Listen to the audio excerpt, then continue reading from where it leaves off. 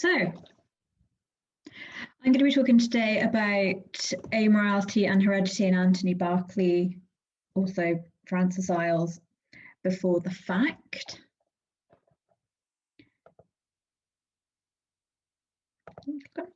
Okay, so according to Iles and Light, it is a truth universally acknowledged that the true Golden Age criminal is never sick and always sane. Without the assurance of the sanity of the criminal that indicates culpability and clear guilt, the success of a tidy, satisfying conclusion is threatened both by potential sympathy for the murderer and obvious mental instability, making the solution too easy for the reader and the detective. In Light's criticism, whilst there may be instances of insanity, these are red herrings, or the desperate cry of a homicidal maniac from a policeman out of his depth. The true murderer generally knew what he was doing, is as sane as the next person, and therefore able to be ostracized and punished. However, to assume that this reflects the totality of criminal characterization within the genre is to overlook the numerous instances of pathologized criminality that frame criminal impulses as a form of mental affliction. In her 1952 novel They Do It With Mirrors, Agatha Christie foregrounds a potential relationship between criminality and illness. Setting the story against the backdrop of a home for delinquent boys, Christie's host of psychiatrist and philanthropist players put forward an array of claims to justify the deviance of their charges as various medical problems, proposing theories from repressed desires, exhibitionism, and being mentally maladjusted that align with the diagnoses of crime by Gladys Mitchell's Mrs. Bradley. Kink is the word that appears most often, implying an inherent defect that suggests crime is a result of a psychological, if not also biological, imbalance, and that criminals are just made that way. In some cases, this is something that is presented as hereditary, as a form of bad blood or kink passed down from criminal antecedents. So ancestry is explicitly framed as a root cause of criminality in several texts. The ones that come to mind are Christie's Martha Dubray in Murder on the Links, or Josephine Leonides in Crooked House. And the fear of passing on this criminal taint is referred to in many others, such as Gladys Mitchell's The Devil at Saxon Wall. So it's on this representation and fear of passing on hereditary criminality that I'd like to focus today, by analysing Anthony Berekley's 1932 novel Before the Fact, published under the pseudonym Francis Iles. As a pioneer of the inverted detective story, which concentrates on the behaviour rather than the unmasking of the criminal, Berekley's psychological focus frames a central antagonist, Johnny Aysgarth, as pathologically amoral and irredeemable due to coming from rotten stock, placing the dilemma of culpability and management rather than detection and justice centre stage. So for those who may not have read this, the story is told as a third-person narrative focusing on the perspective of Johnny's wife Lena, who is torn between a desire to mother and sympathise with Johnny as a sane but childly irresponsible moral defective, and her growing conviction that Johnny is a murderer, responsible for the deaths of her father, General McLeodlaw, and an old school friend of Johnny's named Beaky. At the climax of the novel, Lena seemingly dies, becoming a willing participant in her own murder after finding out she is pregnant. Her complicity stems entirely from this pregnancy and her resolve that she must prevent his genetic legacy from continuing at all costs. This raises questions within the text and the wider genre about the dangers of heredity and the eugenic management of corrupted bloodlines to preserve the safety and genetic integrity of society from undesirable aberrations, which I'd like to consider here.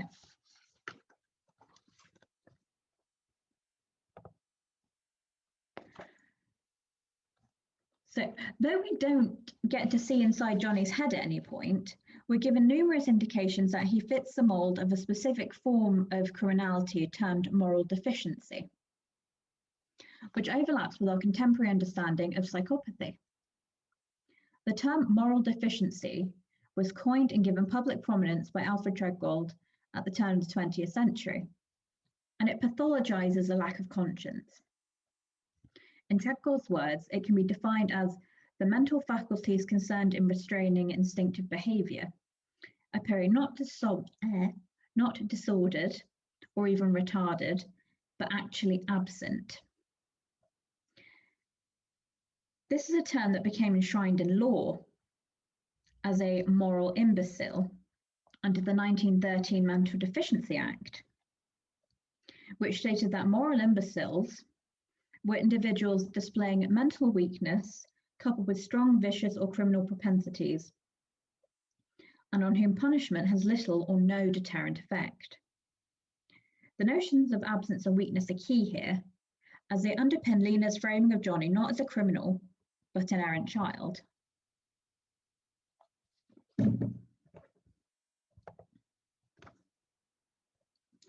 So when considering the gravity of her situation, Lena's initial horror at the warped mind of her husband is temporary,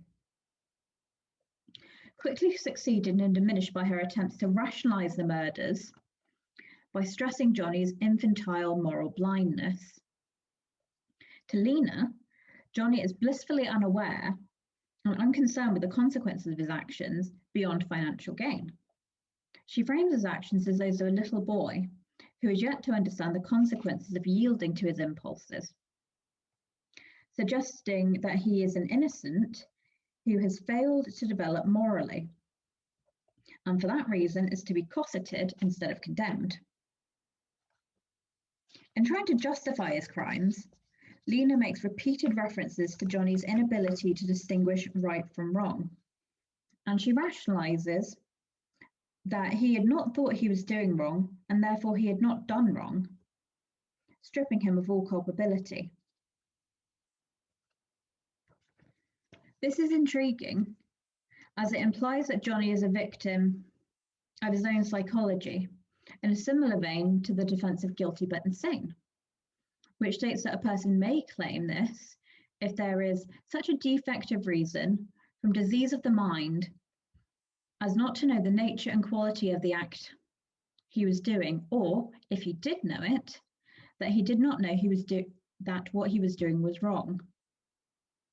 In excluding Johnny's perspective, Berekley makes his reasoning nebulous, so the reader cannot fully accept or discredit this notion, but the implied secrecy of his actions is suggestive.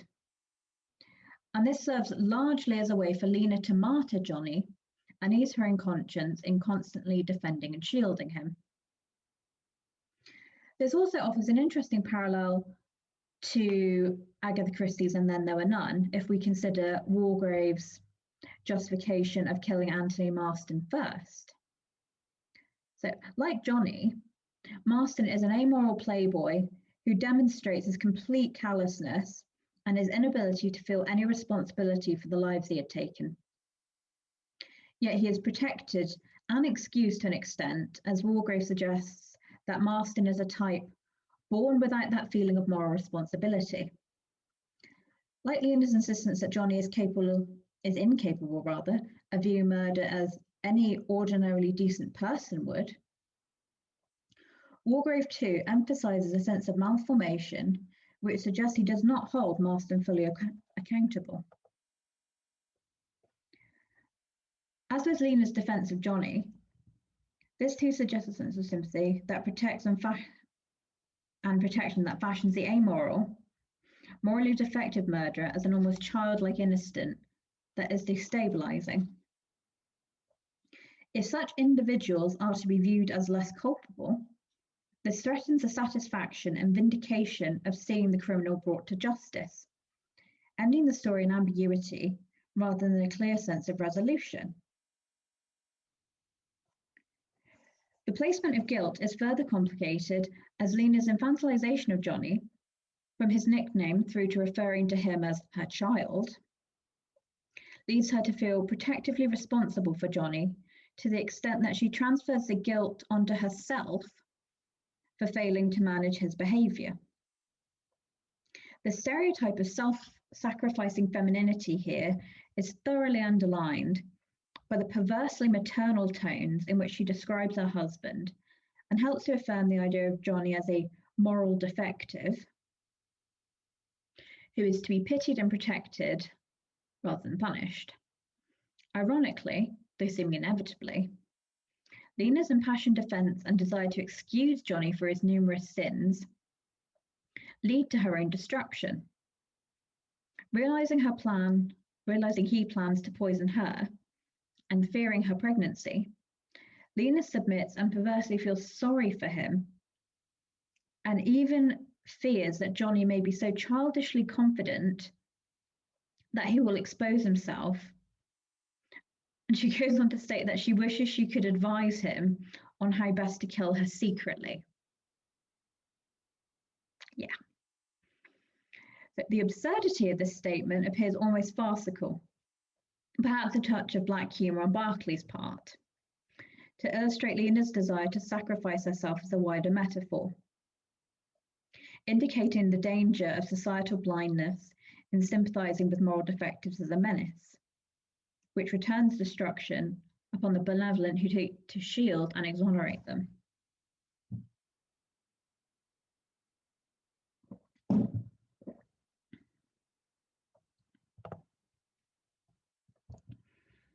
So marbles in my mouth.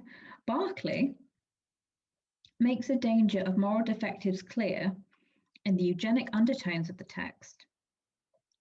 In the beginning, Lena's father strongly opposes her marriage to Johnny on the grounds that all the Aesgarth stock was rotten.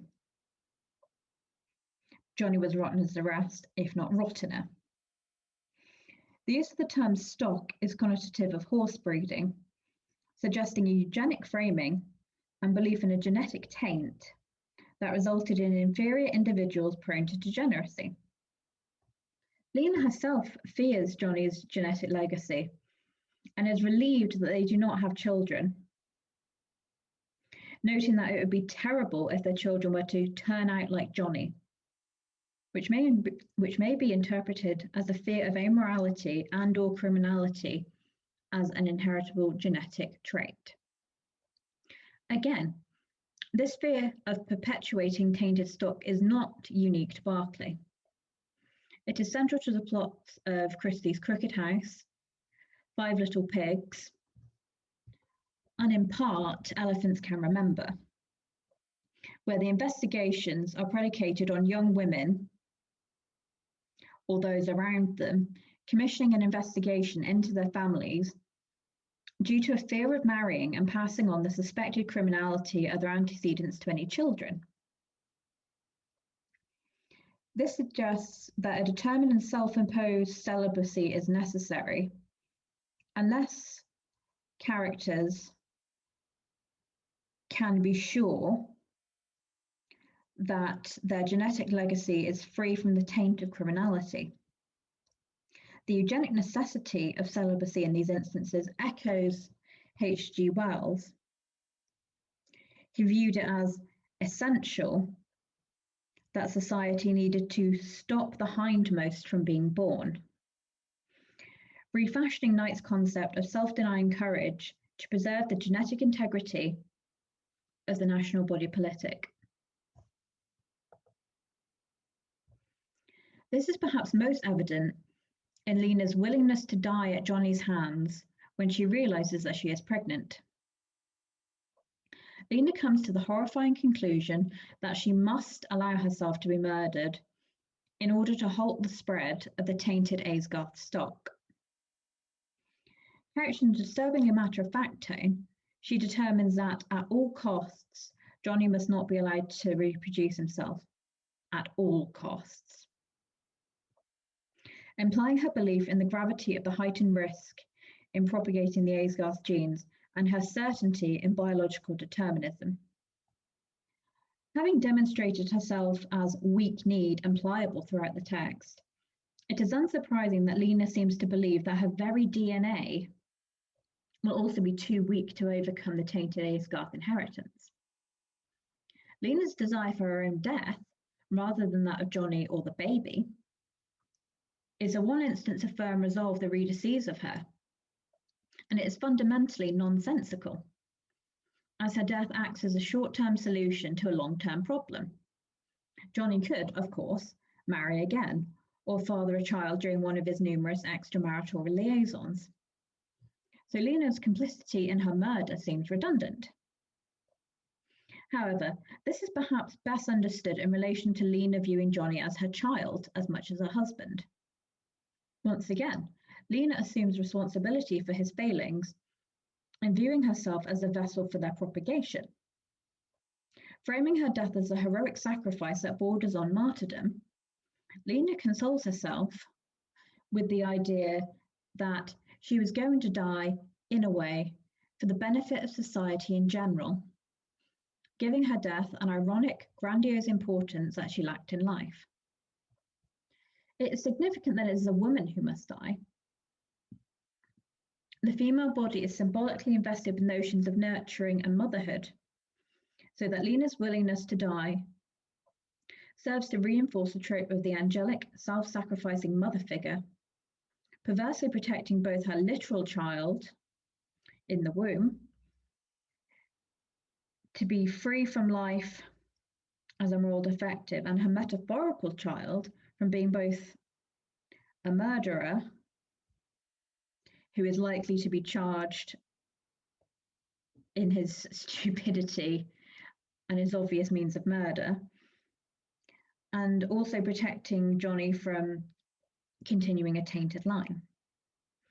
Given David Trotter's argument that detective fiction is centered upon dealing with cleaning up mess as much as bringing criminals to justice, this physical purging in the name of social cleansing appears to become symbolic of the very aims of detective fiction, in restoring society to order by ensuring a stable genetic future. But given that the restoration almost always results in the death of the criminal, Johnny's survival complicates this message by leaving behind the spectre of hereditary insanity as temporarily halted rather than expunged. So I'd now like to move on to considering the film adaptation. So the novel was adapted into the film Suspicion in 1941 by Alfred Hitchcock. And the ending scene, where Lena willingly becomes a participant in her own murder, as we've seen in the still from the previous slide, is changed so that Johnny isn't a murderer at all, and that Lena is an hysterical woman whose suspicions nearly drive Johnny to suicide, despite the frequent stagings of Johnny, blacklit, angry, evil expressions that clearly indicate that he is a killer and is planning to kill her throughout the entirety of the rest of the film. So this decision to change the ending is in part due to the production code, which would have objected to a closer adaptation as Johnny escapes punishment for his murders. And of course, criminals were not allowed to be shown on screen getting away with their crimes. And it also derives from the studio, who feared a negative reaction to Cary Grant portraying a murderer. And so they could also utilize Joan Fontaine's reputation for playing hysterical Gothic heroines in the wake of Rebecca. Yet, to view this drastic change purely in these terms seems an oversimplification. Given the argument that cinema received heavy censorship because it was perceived to be more influential, as it was more accessible and marketed directly to the masses, I'd like to question how far we can view this change as a form of censorship. In removing the murder and presenting Johnny as a victim of Lena's hysteria, rather than of biology, the ending whitewashes over the eugenic concerns surrounding her pregnancy. This then enables the ending to act as a form of catharsis, relieving Lena's, and by extension the audience's, anxiety of a biological menace and providing a sense of reassurance by linking the concept to Lena's wild imagination.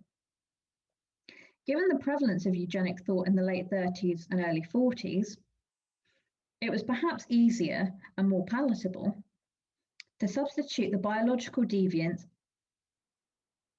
and the notion of a woman daring to not want a child with a misogynistic depiction of hysteria. This is thrown into sharper relief when we consider the inversion of the infantilization when comparing the novel and the film. Whilst it is Johnny who is infantilized in the novel, Lena is the one who is infantilized in the film due to her anxieties, which present her as weak and unfit for motherhood, as she is presented as a neurotic. This is particularly interesting as it refashions the eugenic undertones of the text, as the spectre of destabilizing insanity is nevertheless still present. But this time it is redirected towards Lena, so that she becomes subject to the eugenic fears. So the anxieties about any future offspring cannot be entirely eliminated. So, to conclude, Berekley's Before the Fact offers a fascinating interpretation of amorality as an inheritable genetic defect, which raises significant debate about the eugenic management of criminals. Given how distasteful this is, the alterations to the film, and perhaps even Berekley's relative obscurity in relation to his more famous counterparts, can be explained, problematizing the successful resolution of the Golden Age denouement. Thank you.